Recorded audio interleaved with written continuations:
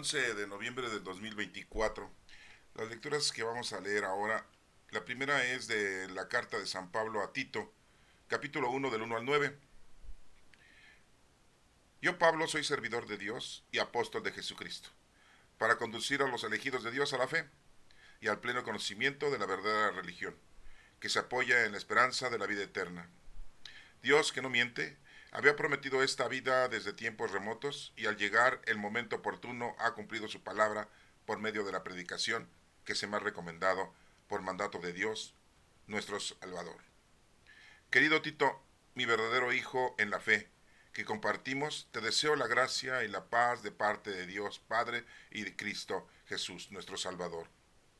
El motivo de haberte dejado en Creta fue para que acabaras de organizar lo que faltaba y establecieras presbíteros en cada ciudad, como te lo ordené.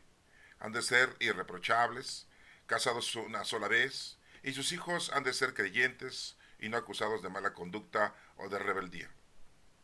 Por su parte, el obispo como administrador de Dios debe de ser irreprochable. No debe ser arrogante, ni iracundo, ni bebedor, ni violento, ni dado a negocios sucios. Al contrario, debe de ser hospitalario, amable, sensato, justo, piadoso, dueño de sí mismo, fielmente apegado a la fe enseñada, para que sea capaz de predicar una doctrina sana y de refutar a los adversarios. Esta es palabra de Dios. Te alabamos, Señor. El Evangelio es de Lucas 17, del 1 al 6. En aquel tiempo Jesús dijo a sus discípulos, no es posible evitar que existan ocasiones de pecado, pero hay de aquel que los provoca. Más le valdría ser arrojado al mar con una piedra en el molino sujeta al cuello, que ser ocasión de pecado para la gente sencilla. Tengan pues cuidado. Si tu hermano te ofende, trata de corregirlo, y si se arrepiente, perdónalo. Y si te ofende 7 veces al día, pues 7 veces viene a ti para decirte que se arrepiente, pues perdónalo. Los apóstoles le dijeron entonces al Señor, aumentanos la fe. El Señor les contestó, si tuvieran fe, aunque fuera tan pequeña como una semilla de mostaza, podrían decirle a ese árbol frondoso, arráncate de raíz y plántate en el mar, y les obedecería. Esta es palabra de Dios. Honor y gloria a ti, Señor Jesús. Bueno, la primera lectura que es de Saulo Pablo, acuérdense que Saulo Pablo era un personaje que nuestro Señor Jesucristo lo convirtió cuando iba en un camino y lo dejó ciego 3 días. Le dijo que por qué lo perseguía. Pues no perseguía a Cristo en persona, perseguía a la iglesia, que somos nosotros, perseguía a los primeros cristianos, perseguía la doctrina de Cristo, a la enseñanza de Cristo que había dejado. Acuérdense que no nos dice la escritura que Pablo haya matado a algún cristiano, simple y llanamente informaba, los apresaba y se los entregaba a la justicia de los fariseos para que ellos se encargaran de ellos. Y bueno, pues ya saben lo que les pasaba a los cristianos, ¿no? Algunos los martirizaban, los golpeaban y otros hasta los mataban. Bueno, y siendo que los fariseos no tenían oportunidad de llevar a cabo la muerte de uno de sus compatriotas porque tenían que pedirle permiso al gobierno romano. Pero bueno, eso es otro asunto. Aquí vemos que Saulo Pablo pues está llevando a cabo su ministerio. Y su ministerio era enseñar. Y vean cómo Pablo, en diferentes lugares en donde él se encontraba, a donde él había ido, dejaba gente encargada para que realizaran la doctrina y para que la llevaran a cabo. Y no solo eso, sino que dejaba que organizaran a diferentes personas para que ellos también llevaran la palabra de Dios. Aquí lo está informando. Hermanos, siempre les he dicho que no todo lo que dice la Sagrada Escritura es palabra de Dios. Aquí vemos la información que está dejando Saulo Pablo a Tito, uno de sus colaboradores, para que pudiera hacer un trabajo. Y vemos cómo está esa organización. ¿Sí? Sí, sabemos que esta carta pues, está dentro del Nuevo Testamento, es una de las 13 cartas escritas por Pablo, pero como les vuelvo a repetir, esto no es palabra de Dios. Sí, me van a decir muchos, como se los he mencionado, pero están inspirados por la gracia divina, sí lo sé. Por eso el Señor dejó que Pablo escribiera esta carta para que hoy en día nosotros tuviéramos esta información. Pero es una inspiración o es una información que le permite Dios a Saulo Pablo escriba y que la tenemos hoy en día, después de 2000 años y feria, para que tengamos nosotros presente este conocimiento. Pero no es palabra de Dios. La palabra de Dios es otra. Ya les he mencionado muchas veces. Acuérdense cuando nuestro Señor Jesucristo fue bautizado, se abrió el cielo, se apareció una paloma, se posó encima de nuestro Señor Jesucristo y se escuchó una voz en el cielo que dijo: este es mi Hijo amado, al que tengo mis complacencias, escúchenle. Esa es palabra de Dios. O cuando en la transfiguración, que estaba Pedro, Santiago y Juan viendo la transfiguración, donde se apareció Moisés y Elías y Jesucristo en medio, ¿sí? Y dijo nuestro Padre Dios: este es mi Hijo amado, el que tengo mis complacencias, obedézcanle, síganle. Y así vemos que esa es palabra de Dios. En el Antiguo Testamento tenemos muchas intervenciones de nuestro Padre Dios. Una fue cuando le dio los mandatos a Moisés, habló con Moisés. Moisés no vio a Dios, nadie ha podido ver a Dios. ¿Por qué? Porque nuestro cuerpo humano, nuestros ojos humanos, no pueden ver a nuestro Padre Dios, definitivamente. O sea, no tenemos la capacidad, ¿no? Bueno, ¿quién era Tito? Pues Tito era un colaborador de Saulo Pablo, era gentil, se convirtió al cristianismo. Y Pablo pues le tenía mucho afecto porque era una persona íntegra, era una persona muy educada, era una persona que se había preparado en la doctrina de Cristo. Y vean cómo dice esto. Vamos a retomarla, ya la escucharon, ya la leí, ya la escucharon. Dice: yo Pablo, dice ahí Pablo, yo soy servidor de Dios, es lo que debemos hacer, ¿eh? Y apóstol de Jesucristo. Un apóstol es el enviado de Cristo. Nosotros podemos ser enviados de nuestro Señor Jesucristo para conducir a los elegidos de Dios a la fe. Los que Dios nos elige, nosotros no elegimos a Dios, ¿eh? Eso que quede claro. Fíjense todo lo que está diciendo aquí, ¿eh? Para conducir a los elegidos de Dios a la fe. ¿Cuál es la fe?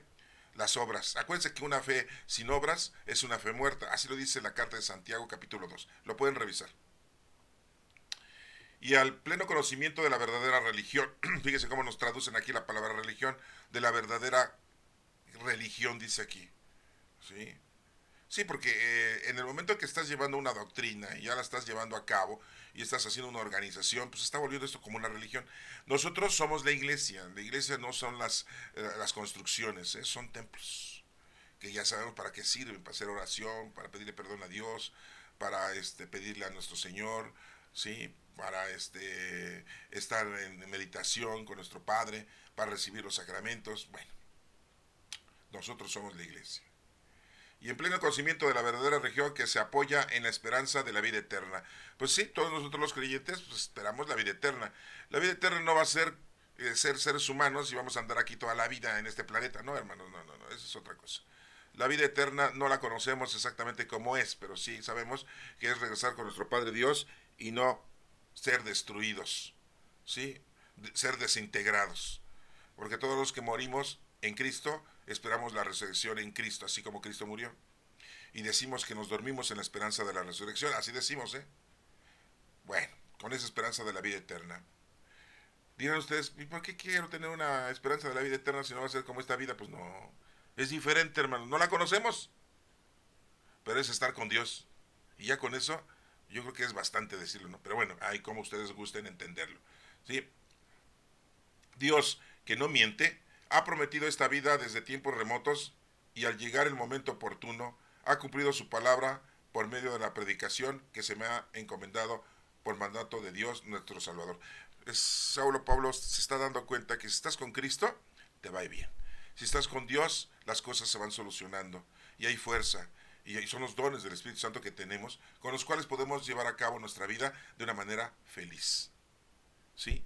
Si tienes casa, vestido, sustento, salud, trabajo, una familia, tienes felicidad, estás con Dios, pues te va a seguir yendo bien. Lo que pasa es que a veces somos muy avariciosos, ¿eh? Y queremos más y más, somos muy soberbios, ¿no? Y nos alejamos de Dios, y ese es un problema, ¿eh? ¿Sí? Porque debemos de estar con Dios. Dios siempre está con nosotros somos los que nos alejamos de Dios. Le dice: querido Tito, mi verdadero hijo en la fe, no era su hijo de... Unos dicen que era hermano de Lucas, pero no está nada comprobado, ¿eh? Sí, pues, les digo eso porque es lo que dice la historia. Yo no soy historiador, pero bueno, hay ciertas cosas que pues les quiero mencionar, porque así dicen, ¿no? Aquí pues no era hijo de Pablo, sino hijo en la fe. Ya Pablo, ya grande, pues ya toda la gente que eran cristianos y eran jóvenes, pues les decía hijos, ¿no? Bueno, el motivo dice aquí: bueno, querido Tito, mi verdadero hijo en la fe que compartimos, te deseo la gracia y la paz de parte de Dios Padre y de Cristo Jesús nuestro Señor. Le está deseando que esté en paz con Cristo. sí, y que lleve a Cristo a los demás. Es un saludo, ¿no? De eso la gracia y la paz de parte de Dios y de Cristo nuestro Señor Jesucristo. Es un bonito saludo ese. El motivo de haberte dejado en Creta, le dice Pablo, fue para que acabaras de organizar lo que faltaba y establecieras presbíteros en cada ciudad. ¿Se dan cuenta? O sea, sacerdotes, guías espirituales. Tito estaba con esa encomienda. Imagínense, tú ya te preparaste, bueno, creo que tú vas a ser un buen predicador, vas a ser un buen dirigente, vas a ser un buen apóstol, vas a ser un buen presbítero, yo te impongo las manos, decía Tito, ¿verdad? Para que prediques aquí en esta ciudad, ¿sí? En Macedonia o en Creta o en donde estuviera Tito, ¿no? Sí, pero ahí Pablo le dice, ¿no? Te dejé precisamente para que organizaras a la gente, a los creyentes, a la iglesia, que somos nosotros, ¿sí? No una institución ni ninguna construcción, ¿eh? No estamos hablando de eso. Sí, como te lo ordené, dice, lo que faltaba establecer presbíteros en cada ciudad como te lo ordené. Han de ser, fíjense cómo les dice, las cualidades que debe de tener. Han de ser irreprochables. Casados una sola vez. Oigan, los sacerdotes hoy en día no son casados. A ver, ¿por qué se prohibió eso del matrimonio de los presbíteros? Y sus hijos han de ser creyentes. ¿Cómo la ven? A ver, ese es un mensaje para nuestra iglesia, ¿no? Iglesia católica. ¿Por qué no se casan, hermanos presbíteros? ¿Por qué no tienen hijos? Y edúquenlos en la fe. Ay, qué bueno es educar a gente que no es de tu sangre, ¿verdad? Es más fácil, quizá. Pero a ver, educa a tus hijos y hoy en día no, pues si son cañones los chamacos, oye, sí, ya nos mandan a nosotros los papás. Acuérdense que somos la generación que fuimos golpeados, maltratados por nuestros padres y ahora somos golpeados y maltratados por nuestros hijos. A ver, sacerdote presbítero hermano nuestro, ¿por qué no te casas si tienes hijos y los educas? ¿Sí? Si eres una excelente persona y bien preparada, pues tus hijos van a estar bien excelentes y preparados. ¿De quién van a recibir la preparación? Tuya. ¿Sí?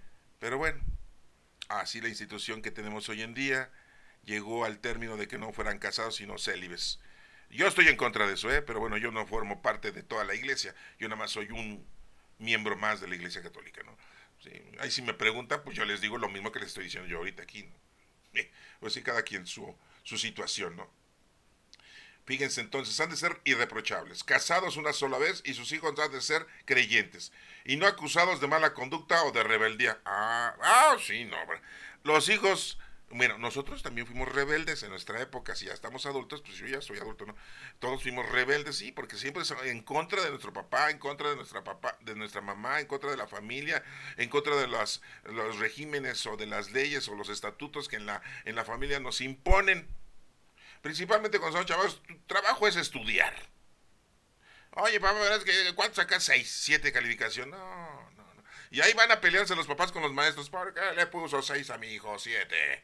Pues porque no estudia, señor, no tiene nada resuelto. No importa, usted tiene que pasarlo con 10, con 9. Y si no, nos vemos las caras allá afuera. No, porque así son los papás hoy en día, ¿eh? Oh, ¿no les ha tocado ver eso? No, si es tan difícil, los papás no quieren que eduquemos a sus hijos, ¿no? Quieren que nosotros... No, la escuela la ven como un protocolo nada más. Lo tengo que llevar y ya. Necesitamos el documento, el papelito. El problema es que cuando quieran entrar a trabajar a algún lado, pues les van a hacer exámenes, ¿no? De conocimientos y de actitudes y pues no. Están tronados, no van a conseguir trabajo, ¿no? Bueno, y si no van a andar de falsos, ¿no? Sí, diciendo que son doctores y no son doctores. Bueno, es otro asunto. Han de ser creyentes y no acusados de mala conducta o de rebeldía que los hijos, ¿no? De los presbíteros, de los sacerdotes, le dice Pablo a Tito, ¿no? O sea, que escoge bien, organiza bien, ¿eh? Por su parte, el obispo, fíjense, ¿sí? El jefe de todos los presbíteros, como administrador de Dios, debe ser, fíjense, irreprochable. Ahí les va un mensaje a todos nuestros sacerdotes y obispos. Esto es para ellos, ¿eh? Nada más escuchen ustedes, para que cuando se acuerden de esto, le digan, sí, si tienen la oportunidad de decírselo, no. No, porque no creo, pero bueno. Irreprochables, no deben ser arrogantes, ni iracundos, ni bebedor, no, sí, ni violento, no, ni dado a negocios sucios, no. ¿Cómo la ven? ¿Cómo la ven? Ya desde ese entonces están exigiendo que la situación debe de ser así, con esas cualidades. Repito, ¿sí? Por su parte, el obispo como administrador de Dios debe de ser irreprochable. No se le debe de reprochar nada, debe de tener una buena conducta, buena educación. No debe de ser arrogante, o sea, debe de ser humilde. Ni iracundo, ¿no? ¿Sí? O sea, lógico, ¿sí? Nada de inventar cosas, ni bebedor, o sea, borracho, alcohólico, ni violento, sí, no, o sea, agresivo, ¿no? Se quita la sotana y se pone a pelearse, y si no sale como el padre Alfredo, el padre Pistola, ¿no? Con su pistola en el cinto, ¿no? Si vienen y me balacean, pues yo los balaceo, ¿no? Sí, no, pues, ni dado a negocios sucios, sí, no, pues ya, ¿para qué? Sí, porque ahí acuérdense que ya desde ese entonces, sí, esas las exigencias que le está diciendo solo Pablo a Tito con respecto al que quería ser jefe de todos los presbíteros, que se le llama un obispo. Al contrario, debe de ser hospitalario. Fíjense, hospitalario, darle casa al desvalido. Amable, ¿eh? Sensato, con sensatez. Sí, eso es el preludio de la justicia. ¿Qué viene ahí? Justo, piadoso, o sea, tener caridad. Sí, dueño de sí mismo, fielmente apegado a la fe enseñada. Sí, no a estar nada más viviendo su vida así a escondidas, ¿no? Para que sea capaz de predicar una doctrina sana y de refutar a los adversarios. Todo esto pues es movido con la fuerza del Espíritu Santo. Bueno, pues es un mensaje para ellos. Ahí si ven alguno, díganle, oiga, ¿no podrá usted aprenderse de memoria capítulo 1 del 1 al 9 de la carta de Saulo Pablo a Tito? Padre, presbítero, sacerdote, obispo, cardenal, monseñor. Ya no sigo, ¿no? Porque si no voy a llegar al Padre Francisco. Ya está enfermo, ya está grande, ¿no? Hay que tenerle en consideración. Sí, no, ya, ¿no? Y aparte es argentino. O sea, es sencillo, humilde y carismático, según ellos. Bueno, vamos a pasar a la lectura del Evangelio, capítulo 17, del 1 al 6. Miren lo que dice nuestro Señor Jesucristo. Esto sí es palabra de Dios, porque es palabra de Cristo, es doctrina de Cristo. Lo que acabamos de ver es información de Saulo Pablo. Es diferente. Bueno, dice que en aquel tiempo Jesús dijo a sus discípulos, sí, vamos a cambiar de aquí. Jesús le dice a sus discípulos, no es posible evitar que existan ocasiones de pecado, pues no. El pecado siempre va a estar acompañado de nosotros, hermanos. Somos seres humanos. Acuérdense que el único que no cometió pecado, ¿quién fue? Jesús. ¿Y quién más? Y María. ¿Y quién es el único que no cometió errores? Jesús. Pero María sí cometió errores, ¿eh? Después se las platico, ya se las he platicado en otras ocasiones, pero bueno, ahorita no viene al caso, nada más le estoy diciendo de que no es posible evitar que existan ocasiones de pecado. Por eso le decimos en la oración que nos enseñó Jesucristo. ¿Se acuerdan de la oración que nos enseñó nuestro Señor Jesucristo? ¿Se acuerdan cuál es? La que vulgarmente le decimos ¿cómo? Padre nuestro, ¿verdad? ¿Qué hicimos al final? No nos dejes caer en la tentación, pues porque la tentación la vamos a tener. Dice, pero hay de aquel que provoca el pecado. Ah, sí, imagínense cuánta gente maltrata a los niños, cuánta gente secuestra a los niños, cuánta gente viola a los niños, cuánta gente mata a los niños y se los come. No, y aparte hay una noticia aquí en México, ahí en el paradero de los Indios Verdes vendía una señora tamales. ¿Cómo la ven? Y dirán ustedes, ¿qué tiene eso de malo? Pues sí, porque la carne en cada uno de los tamales pues era parte del cuerpo de su marido que había asesinado y lo había destazado y lo metió al refrigerador y estaba vendiendo tamales con su carne. Ah, no, sí. Entonces hay de aquel que provoca el pecado, ¿eh? Más le valdría ser arrojado al mar con una piedra de molino sujeta al cuello, pues mejor pues, debería de haber no existido aquella persona que se dedica nada más a la delincuencia, al pecado, hermanos. Un llamado a todos aquellos, pues ya conviértanse, ya dejen eso, sí, tengan temor a Dios, de veras, se van a morir y no van a tenerle que entregar a Dios nada bueno, toda tu vida has llevado algo malo y entonces, pues bueno, aquí a lo mejor ahorita eres feliz, 5 10 15 20 y no sé cuánto tiempo, ¿verdad? Y te estás viviendo una vida ostentosa y con mucha, pero todo ganado por la maldad, ¿no? Pero bueno, ese es un mensaje, ¿no? Yo sé que no van con la oferta de la banca, pero bueno, pues ese es mi consejo, como se los estaba dando Pablo a Tito, ¿no? De que cuáles eran las cualidades que debe tener un presbítero y un obispo. Bueno, es aquí, cuello.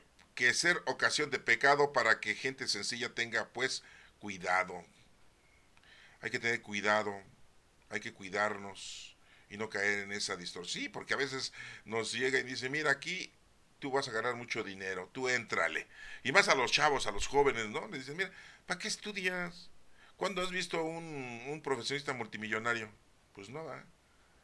Sí, no estudies. Ahorita tenemos un personaje multimillonario en todo el planeta Tierra que es Elon Musk. ¿Y a poco estudió mucho? Ahí vean su biografía, a ver cuántas profesiones tiene, cuántas carreras tiene.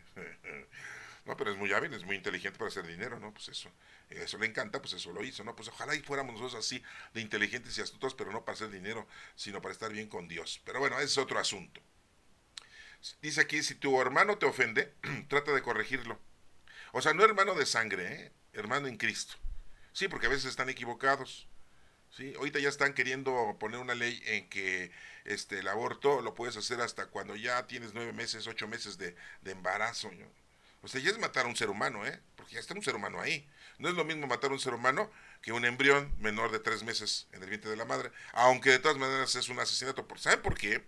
Porque nosotros los creyentes en Cristo, creyentes en Dios, sabemos que ya una fecundación ya tiene al Espíritu Santo. De hecho, los científicos lo han comprobado que cuando el espermatozoide fecunda el óvulo, se destella como una luz, así, una chispa, así como cuando prendes el encendedor, así. ¿Eh? Eso lo han visto los científicos y te lo dicen, ¿eh? Ese es el momento en que el Espíritu Santo ahí, órale, ya está el Espíritu Santo en ese embrión o en esa fecundación. Pero bueno, esa es otra cosa. Yo me voy a meter en problemas con ustedes a lo mejor, pero ustedes investiguenlo, ¿no? Eso no viene aquí, pero les digo esto para que sepan que este que eso es así, ¿no? Entonces seguimos, si tu hermano te ofende, trata de corregirlo, hermano en Cristo, ¿eh? Y si se arrepiente, perdónalo. Pero si no se arrepiente, pues ¿cómo? De todas maneras tienes que perdonarlo, hermano, porque nuestro Señor dijo, ama a tu enemigo. Que de nada sirve que ames a los que te quieren. Si tu hermano te ofende, trata de corregirlo. Y si se arrepiente, perdónalo, ¿no? Y si te ofendes 7 veces al día, el número 7 significa plenitud. 7 veces al día, oye, no, yo voy a estar esperando a que me ofenda 7 veces. La primera me retiro, la segunda también, la tercera. Oye, te falta una, llevas 6 ofensas. Avítate las 7 para que se cumplan las escrituras. Pues no voy a estar yo haciendo eso. A la primera que me ofende, que le dejo de hablar. Si puedo, ni lo saludo. Ahí después les cuento a quién le hago eso. Sí. A un amigo en Cristo. Ay, sí, porque son muy ofensivos. Pues hay que perdonarlos, no hay que ser rencorosos. Pero, a ver, acuérdense de una lectura que dice, si te pegan en una mejilla por la otra, eso no quiere decir que te dejes golpear con la otra mejilla, es un simbolismo. Si alguien te ofende, contéstale con otra parte de tu vida, que es lo espiritual. ¿Sí? Dale a esa persona paz, tranquilidad, respeto, amor, perdón. ¿Sí? Eso quiere decir cuando ofreces la otra mejilla. ¿Se dan cuenta cómo una cosa es entenderlo literalmente y otra cosa es entenderlo teológicamente? Pero bueno, esa lectura es otra, ya se las incluye aquí, pero bueno, ya después la vemos con más calma. Si te ofendes 7 veces al día y 7 veces viene a ti para decirte que se arrepiente, perdónalo. Sácate yo la cuarta vez que me diga, yo me arrepentí, sácate, llevas 4 ya. Si quieres cumplir las escrituras con 7 veces, ¿no? Ya has de haber escuchado la lectura. Sí, ¿no? De Lucas 17, de 1 al 6, ¿no? Y me quieres sorprender. Es un mensaje, ¿se dan cuenta cómo no lo podemos entender literalmente? Y esta es palabra de Dios, hermanos. Palabra de nuestro Señor Jesucristo. Bueno, hay que perdonar. Siempre hay que perdonar. Los apóstoles, acuérdense que un apóstol es el enviado, le dijeron a nuestro Señor Jesucristo, aumentanos la fe, como si le fueran a subir el volumen, ¿no? 3 rayitas más, ¿sí? A tu recepción de su celular, ¿no? ¿Sí? Aumentate los datos de tu cel, ¿no? ¿Sí? No, hermanos, no. Eso no quiere dar a entender eso. ¿Qué es eso de aumentanos la fe? No sé cómo lo tengan en sus escrituras, pero está hasta con entre comillas. Así no lo tradujeron nuestros traductores, ¿no? Ya saben que son expertos en traducirnos a nuestro idioma esto, ¿no? Los apóstoles dijeron entonces al Señor, aumentanos la fe, ¿sí? Pudo traducirnos, los apóstoles le dijeron al Señor, al Maestro, a Jesucristo, danos más fe, ¿sí? O ayúdanos a tener más fe. Pero aquí nos pusieron, aumentanos la fe, ¿no? Como si fuera volumen, como si fuera un monedero y hay que echar más dinero. Bueno, el Señor les contestó, si tuvieran fe, ¿qué es la fe? Acuérdense que va acompañada de ¿qué? De obras. Así lo dice la carta de Santiago capítulo 2, revisen. Una fe sin obras es una fe muerta. Y no puedes tú decir que tienes fe en Dios si no haces nada de lo que Dios te está diciendo.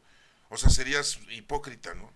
Si Dios te está diciendo que te pongas a trabajar y ayudes a los demás, ah, no, yo tengo mucha fe en Dios, yo quiero que siempre esté conmigo. Pues siempre está contigo, yo siempre quiero que me ayude. Pues siempre te va a ayudar. Sí, yo siempre hago oración, rezo el rosario, hago las horas litúrgicas, voy el jueves santo a la hora litúrgica, siempre voy a misa, me confieso, me como. Ay, no, si eres de mochilón. ¿Y has hecho algo por el bien para los demás? ¿Cumplir con el mandamiento que nos dejó nuestro Señor Jesucristo?